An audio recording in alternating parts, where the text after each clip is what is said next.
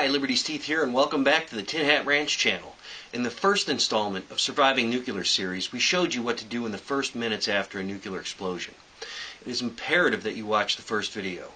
In the part 2, I'm going to show you how to make the decisions necessary to survive the initial aftermath of a nuclear weapon. Before I begin, I want to address some of the comments I received in the forums on this subject.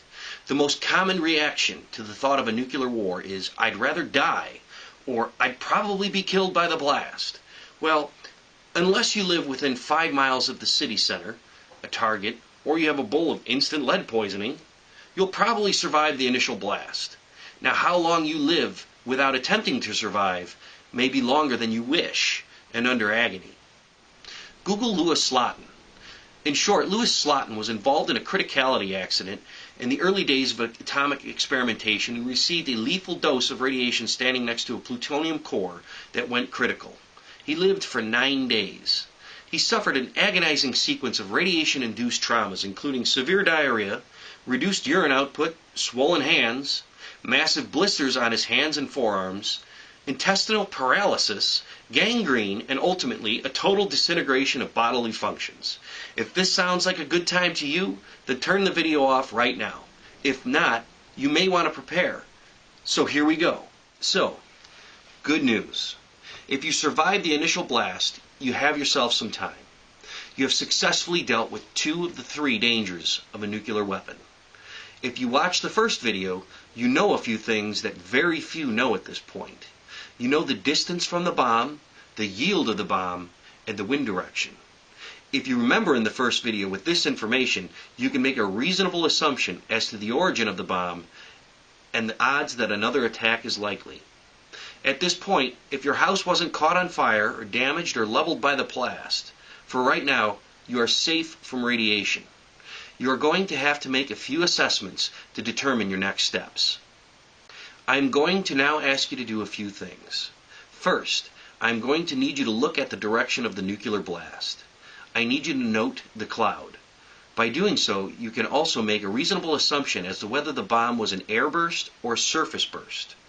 More on this later, but an airburst is going to have far less fallout than a surface burst. Look at the cloud. It should look something like a mushroom. If the cloud or head is lighter than the stem, or the stem is broken or even non-existent, it was probably an airburst. If the head of the cloud is very dark and the stem is thick, it was probably a surface burst. This may affect later decisions. You now know the distance to the blast, the approximate yield, the wind direction, and whether it was a cloud or surface burst. As a side note, if the bomb was an airburst, you might rule a terrorist attack out. While not impossible for them to put a bomb on a plane, it is somewhat unlikely, but that is my opinion. When you look at the cloud, take a peek at your windsock and see if it's still around. Take a look at it and note the wind direction, and if you can, also estimate its speed. The next thing you should be concerned with is water. Everyone should store enough water for an emergency at their home. If you haven't done so, right now is the time to get some. Grab as many sealable containers as you can quickly find and fill them. You may only have a short time before pressure in a municipal water supply drops or your well tank loses pressure. Ultimately, you are shooting for half a gallon per person of water for 10 days, or 5 gallons of water per person. Don't be picky at this point. Fill buckets if you have to and cover them with saran wrap. If you remember the rule of 3s from the Preparing for Survival series, you will know that you cannot make it 3 days without water. We are trying to head that off right away. If you have water stored, omit this step.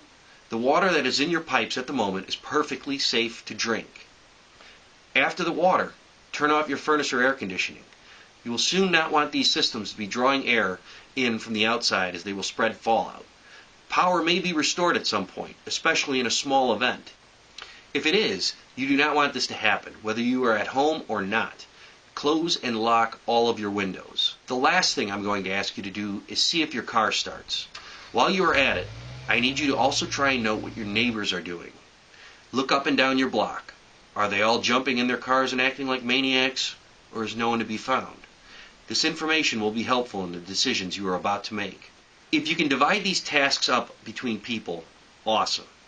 The quicker you can get these things done, the more time you have. And as you will learn later in the video, time is critical when surviving radiation. I would shoot for getting these tasks done as quickly as possible. Your next task is to estimate when the fallout is going to arrive. There is no one-size-fits-all explanation. You know approximately how big the yield was. You know the wind direction and estimated speed. You know whether or not it was a ground or an airburst. Simple math would tell you that if you are 30 miles from ground zero and the wind is blowing in your direction at 10 miles an hour, you would have 3 hours before fallout would arrive. But it isn't quite that simple. Here's where it gets hinky. The cloud from the bomb was probably expanding much faster than the wind speed, so the distance from you to the fallout is drastically cut the bigger the bomb. This chart shows how big the stabilized cloud can get depending on the yield. For instance, a 20 kiloton weapons mushroom cloud would only be a few miles wide at best, but a 25 megaton bomb's cloud radius would be almost 50 miles wide. In this case, the 20 kiloton bomb, you will still have close to 3 hours at 30 miles. With the 25 megaton bomb, your time is cut down to less than 30 minutes. You now have the complete picture you need in order to make your first crucial decision. Should I stay or should I go? Your ultimate decision should be based on where you will receive the least amount of radiation. While you may receive the smallest dose hundreds of miles from ground zero, what are your chances of making it there? If it is an airburst, there is almost no fallout. The radioactive materials are carried up into the atmosphere where they are scattered far and wide and may be aloft for days, weeks, or months. In a surface burst, however, the fireball vaporizes parts of the earth and it is sucked up into the cloud. These bits of earth and debris are made radioactive through neutron activation. These particles are much larger and fall out of the cloud and scatter downwind. I'm going to try to make this decision simple. There are 3 possible outcomes. The first is you leave and you outrun the fallout. The second is you leave and get caught in the open, which is the worst possible situation. The third is you stay put and minimize your exposure to radiation. Let's look at the first scenario, leaving. If you're pretty certain this is a single event, if the bomb was relatively small and you are somewhat far away, if you live outside a metropolitan area or near the edge, and you feel that you can get underway and out of town before the fallout arrives, if your car started, if you feel that you can outrun the fallout, if you have somewhere to go, then go. If you feel you can travel in the opposite direction of the bomb faster than the wind is blowing, leave. Keep in mind that you will need to have the ability to travel 100 miles or more for a small bomb and maybe more than 300 for a large bomb. If you are certain of the direction of the fallout and it's not headed towards you, travel opposite to the bomb. If you are certain the fallout is headed towards you, then travel in a direction 90 degrees to that of the wind. If the wind is blowing towards you from the north, head east or west. Grab your bug-out bag and your water and beat feet. I would take the opposite of the easiest route out of town. If you have an interstate nearby in the direction that you are headed, avoid it. That is where everyone else will be. Take open county roads or state highways. In fact, do what I've done. Plan a route out of town and a number of directions beforehand. Go for a nice Sunday drive and test it out. Notice things that might delay you. Beating the fallout completely will give you your best chance at survival. If you are further inside of a metropolitan area, and chances are that you will get stuck out in the open in traffic. If you do not have the ability to travel the aforementioned distances, if there are multiple bombs exploding, if a really large bomb went off, if you have to travel 10 or more miles through a dense metropolitan area, or your gas tank is empty, or your car won't start, stay. If you are scared and feel out of control, stay. The last place you want to get stuck is out in the open with little or no protection from fallout. If you stay, there are still ways to minimize the radiation you will receive. In the next video in the series, Surviving Nuclear, I'm going to teach you how to deal with fallout. I'm going to show you how to improvise with things you probably have in your house. Stay tuned. At the end of the series, I've decided I'm going to make all of these maps and tables and checklists available for download.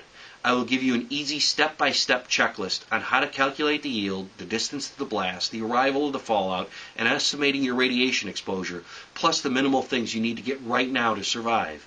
Thanks for watching, and please subscribe to the Tin Hat Ranch channel.